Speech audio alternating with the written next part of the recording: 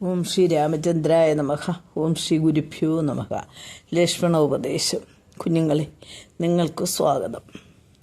ശ്രീരാമൻ്റെ പട്ടാഭിഷേകം മുടങ്ങിയതുകൊണ്ടുണ്ടായ കോപത്താൽ നിൽക്കുന്ന ലക്ഷ്മണന് ശ്രീരാമൻ കൊടുക്കുന്ന ഉപദേശമാണ് ഇന്ന് പറയുന്നത്.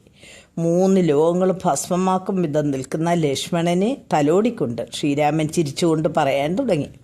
അല്ലയോ ലക്ഷ്മണ കുമാര, കാമക്രോധാദികൾ വെടിഞ്ഞ് മനസ്സിനെ ശാന്തമാക്കിയിട്ട് എൻ്റെ വാക്കുകൾ കേൾക്കുക. നിനക്ക് എന്നോടുള്ള സ്നേഹം മറ്റാരോടുമില്ലെന്നറിയാം. നിന്നെക്കൊണ്ട് സാധിക്കാത്തതായ ഒരു കാര്യവും ഈ ലോകത്തില്ല. എന്നാലും ഞാൻ പറയുന്ന തത്വങ്ങൾ നീ കേൾക്കണം.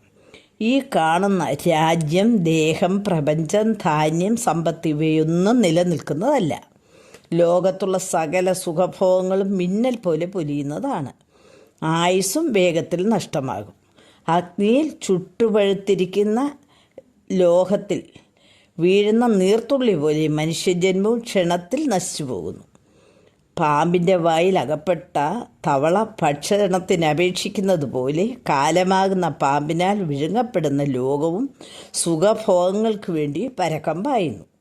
മക്കൾ, ബന്ധുക്കൾ, ഭാര്യ, സമ്പത്ത് ഇവയോട് ചേർന്നുള്ള ജീവിതം കുറച്ചു കാലത്തേക്കേ ഉള്ളൂ എന്ന് നീ മനസ്സിലാക്കുക. വഴിയാത്രക്കാർ വഴിയമ്പലത്തിൽ ഒത്തുകൂടി പിരിഞ്ഞു പോകുന്നത് പോലെയും നദിയിലൂടെ ഒഴുകി നടക്കുന്ന വിറക് കഷ്ണം പോലെയുമാണ് ജീവിതം. ഒരിക്കലും അത് സ്ഥിരതയുള്ളതല്ല.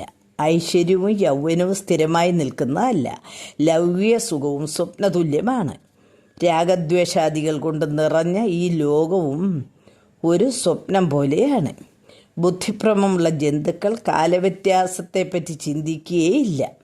മായയാകുന്ന സമുദ്രത്തിൽ മുങ്ങിക്കിടക്കുന്നതുകൊണ്ട് ആയുസ് പോകുന്നതും അറിയുകയില്ല.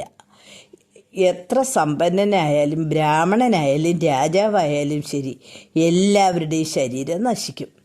അതുകൊണ്ട് ശരീരത്തെക്കുറിച്ച് മോഹിക്കേണ്ട കാര്യമില്ല. ത്വക്ക്, മാംസം, രക്തം, എല്ല്, മൂത്രം, മലം, ശുക്ലം തുടങ്ങിയവയെല്ലാം കൊണ്ട് നിറഞ്ഞതും പഞ്ചഭൂതങ്ങളാൽ നിർമ്മിതവും മായ കൊണ്ട് മറഞ്ഞിരിക്കുന്നതും ജനനം, വളർച്ച, മരണം ഇവകളുള്ളതുമായ ശരീരം മാറ്റങ്ങൾക്ക് വിധേയമാകുന്നതാണ്. അതുകൊണ്ട് ദേഹം അസ്ഥിരമാണ്. അല്ലയോ ലക്ഷ്മണ, ആത്മചൈതന്യത്തെ ദേഹമായി സങ്കല്പിക്കുന്ന അഭിമാനം കൊണ്ടുണ്ടായ മോഹം കൊണ്ടാണ് ദശരഥപുത്രനും രാമൻ്റെ അനുജനും ശൂരനുമായ ഞാൻ ഈ ലോകത്തെ മുഴുവൻ ചാമ്പലാക്കുമെന്ന് നീ മനസ്സിൽ വിചാരിച്ചത്. ശരീരത്തെക്കുറിച്ച് അഭിമാനം കൊള്ളുന്നവർക്ക് സകല ദോഷങ്ങളും വന്നു ചേരുന്ന ദേഷ്യം കൊണ്ടാണ്.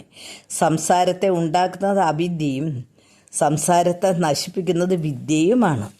ഈ സംസാരത്തിൽ നിന്ന് രക്ഷപ്പെടാൻ ആഗ്രഹിക്കുന്നയാൾ ഏകാഗ്രമായ മനസ്സോടെ വിദ്യയെ പരിശീലിക്കണം.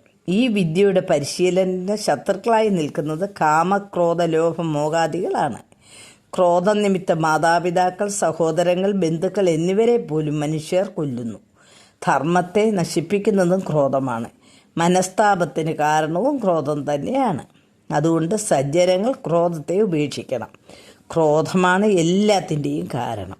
അതുകൊണ്ട് ലക്ഷ്മണ, നാം ശാന്തിയെ ശരണം പ്രാപിക്കുകയാണെങ്കിൽ ഒരു തരത്തിലും ദുഃഖമുണ്ടാവുകയില്ല. സകലതിന് കാരണമായിട്ടുള്ളത് പരമാത്മാവാണ്. ആ പരമാത്മാവിനെ നീ എപ്പോഴും മനസ്സിൽ ധ്യാനിച്ചു കൊള്ളുക. കർമ്മഫലങ്ങൾ നമ്മൾ അനുഭവിക്കണം. നമ്മൾ ചെയ്യേണ്ട കർമ്മങ്ങളെല്ലാം ചെയ്യണം. എല്ലാ കർമ്മങ്ങളും യാതൊരു ഫലേച്ഛയില്ലാതെ ഭഗവാനിൽ സമർപ്പിച്ച് ചെയ്യണം. ലക്ഷ്മണ, ഞാൻ ഈ പറഞ്ഞതെല്ലാം മനസ്സിൽ ഉറപ്പിച്ച് ഭഗവാനെ എപ്പോഴും ചിന്തിച്ച് കഴിയണം. ദേഹം ഞാനാണെന്നുള്ള ബോധമാണ് എല്ലാ ആപത്തുകൾക്കും കാരണം. അതുകൊണ്ട് പ്രിയപ്പെട്ട അനുജ, യാഥാർത്ഥ്യം മനസ്സിലാക്കി നീ ശാന്തനാകണം. അച്ഛൻ്റെ പ്രതിജ്ഞ നിറവേറ്റാൻ നമ്മൾ ബാധ്യസ്ഥരാണ്. അതുകൊണ്ട് എന്നെ വനത്തിലേക്ക് യാത്രയാക്കൂ എന്ന് പറഞ്ഞു. ലക്ഷ്മണൻ തൊഴുതുകൊണ്ട് ക്ഷമിക്കണമെന്നും ജ്യേഷ്ഠൻ്റെ വിലയേറിയ ഉപദേശം ഞാൻ ശിരസ വഹിക്കുന്നെന്നും ലക്ഷ്മണൻ പറഞ്ഞു. എന്നാൽ ജ്യേഷ്ഠനില്ലാതെ ഒരിക്കലും ലക്ഷ്മണൻ ജീവിച്ചിരിക്കുകയില്ല. അതുകൊണ്ട് ജ്യേഷ്ഠൻ്റെ കൂടെ ഞാനും ജ്യേഷ്ഠൻ്റെ ദാസനായി വനത്തിലേക്ക് വരാൻ അനുവദിക്കണമെന്നും അല്ലെങ്കിൽ അഗ്നിപ്രവേശം ചെയ്യുമെന്നും പറഞ്ഞു. ശരി, നീയില്ലാതെ എനിക്ക് ജീവിക്കാൻ പറ്റുകയില്ലെന്ന് ശ്രീരാമനും പറഞ്ഞു. അതിനാൽ വന്നുകൊള്ളാനും പറഞ്ഞു. കുട്ടികളെ, ലക്ഷ്മണോപദേശമെല്ലാം കേട്ടല്ലോ. ശ്രീരാമൻ പറഞ്ഞ ഉപദേശങ്ങളെല്ലാം നമ്മളും മനസ്സിലാക്കി ജീവിക്കണം. അതുപോലെ തന്നെ സഹോദര സ്നേഹത്തിൻ്റെ മഹത്വവും കണ്ടല്ലോ. ഇനി നിർത്തട്ടെ. ഹരി ഓം തത് സത്.